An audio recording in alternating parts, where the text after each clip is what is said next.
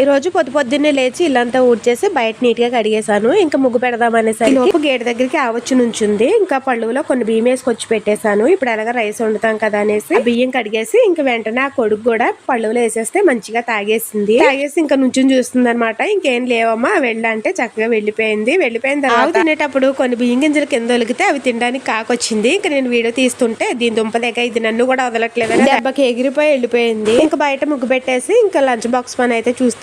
ఇంకొక పొయ్యి మీద అయితే రైస్ పెట్టేశాను. ఇంకొక పొయ్యి మీద అయితే కర్రీ చేస్తున్నాను. ఇంట్లో బంగాళదుంపలు క్యారెట్ ఉన్నాయి, ఏదో ఒకటి ఫ్రై చేస్తానంటే నాకు ఆ రెండు వద్దు, చేస్తే వెజ్ బిర్యానీ లేదంటే ఎగ్ ఫ్రై చేయమన్నాడు. సండే అంతా చికెన్ బిర్యానీ తిని మండే మళ్ళీ వెజ్ బిర్యానీ అంటే పని అవుదరా బంగారం, అంటే ఫ్రై తప్ప నువ్వు ఏం చేసినా తీసుకెళ్తానన్నాడు. ఇంక నేనైతే కార బూందీతో కర్రీ చేస్తున్నాను. ఈ కర్రీలో ఎండ్రేలు వేసుకుంటే చాలా బాగుంటుంది. అయితే మండే నాన్ వెజ్ కాబట్టి టమాటా వేసి పులుసు చేశాను. ఇంక ఈ రోజు టిఫిన్ అయితే మైసూర్ బజ్జీ చేసి పల్లి చట్నీ చేశాను. బజ్జీ తినేటప్పుడు సాగకుండా ఉండాలంటే ఇందులో గుప్పెడు